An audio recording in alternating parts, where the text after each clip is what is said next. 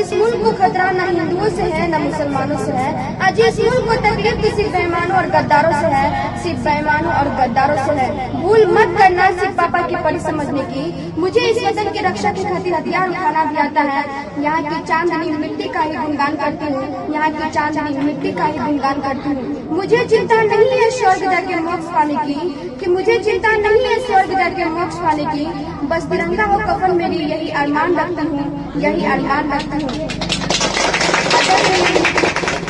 आदरणीय मुख्य अतिथिगण, शिक्षकगण, अभिभावकगण और मेरे प्रिय साथियों, आप सभी को भारत के 77वें गणतंत्र दिवस की ढेर सारी शुभकामनाएं। मेरा नाम सादा परवीन है, मैं आइकॉनिक पब्लिक स्कूल की कक्षा 9वीं की छात्रा हूँ।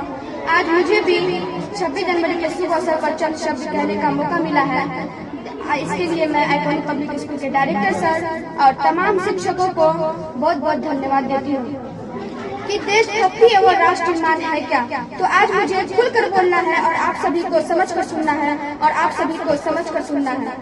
मैं नहीं मानती कि राष्ट्रगान के 52 सेकंड में सिर्फ खड़े होकर गाना या वंदे मातरम भारत माता की जय के जोरों शोरों से नारे लगाना ही देशभक्ति है।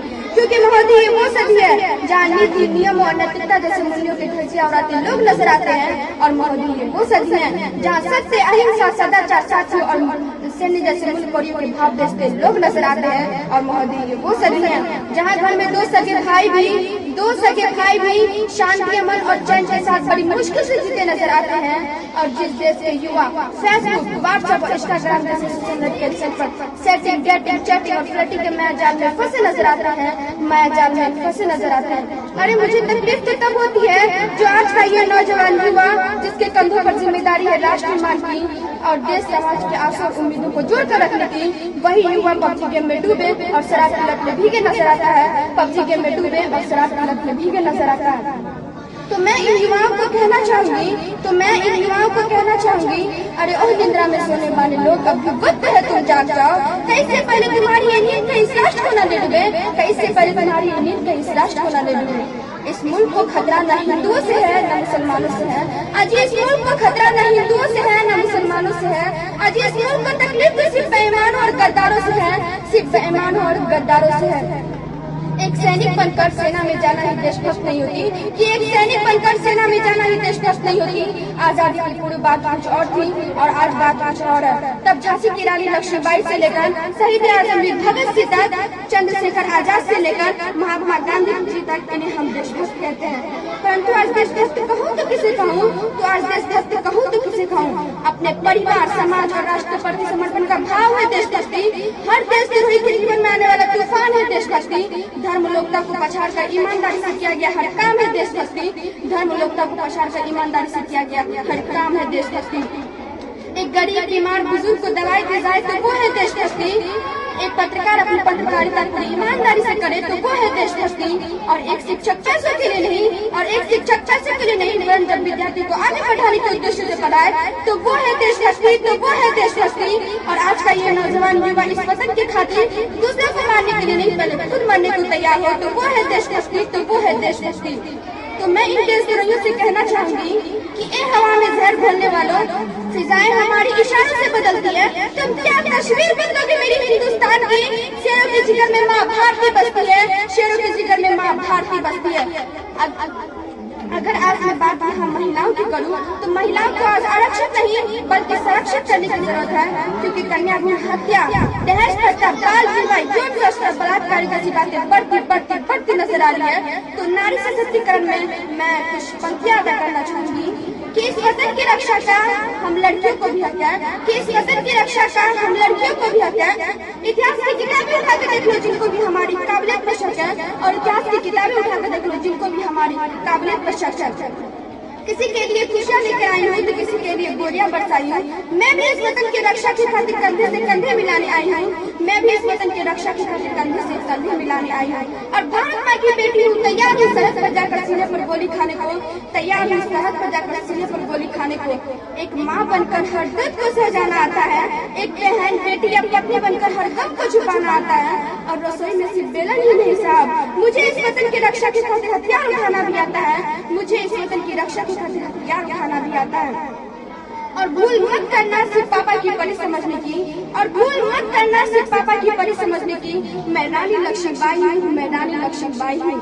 अगर आज मैं बात हम राजनीति की करूँ तो मुझे राजनीति से कोई परहेज नहीं है, वरन परहेजगार राजनीति करने वालों की नीति से है, वरन परहेजगार राजनीति करने वालों की राजनीति से है।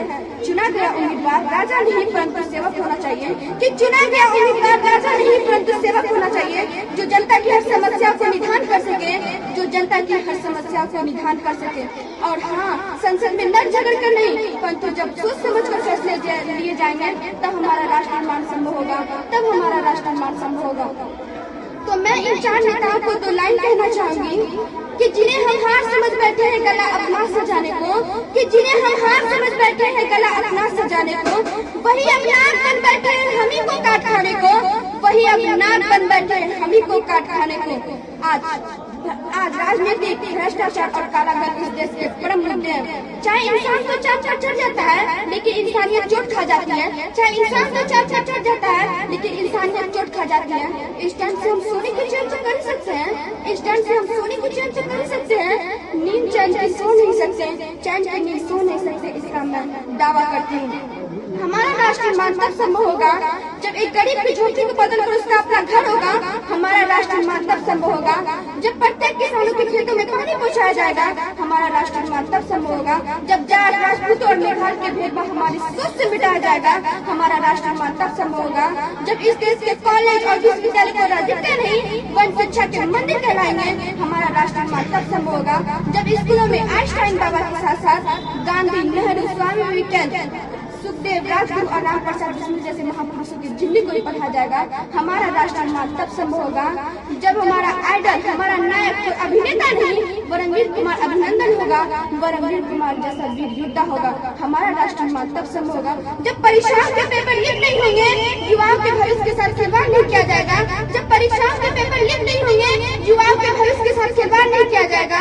और अंत में किसी शायर की पंक्ति और अपनी तमन्ना के साथ अपनी वाणी को विराम देते हुए मैं कहना चाहूंगी कि काश मेरी जिंदगी में शहद की कोई शाम आए, कि काश मेरी जिंदगी में शहद की कोई शाम आए, कि काश मेरी जिंदगी मेरे वतन की कोई काम आए, कि काश मेरी जिंदगी मेरे वतन की कोई काम आए। कि ना खौफ है मौत का ना आरज़ू है जन्नत की, कि ना खौफ है मौत का ना आरज़ू है जन्नत की। बस कभी जिक्र हो शहीदों का तो उनमें मेरे भी एक नाम आए, तो उनमें मेरे भी एक नाम आए। जब कोई पूछे मेरे बारे में तो मेरी ये पहचान लिख देना, उठाना तिरंगा झंडा, सीने पर हिंदुस्तान लिख देना, सीने पर हिंदुस्तान लिख देना। जब कोई पूछे ये पागल थी कौन, जब कोई पूछे ये पागल थी कौन, तो क्रांतिकारियों की चाली और इनकलाब का नाम लिख देना। और बचाओ जिसमें लहू एक बूंद भी, उसे निकालना और मार तुझे सलाम लिख देना, उसे निकालना और मार तुझे सलाम लिख देना। Thank you.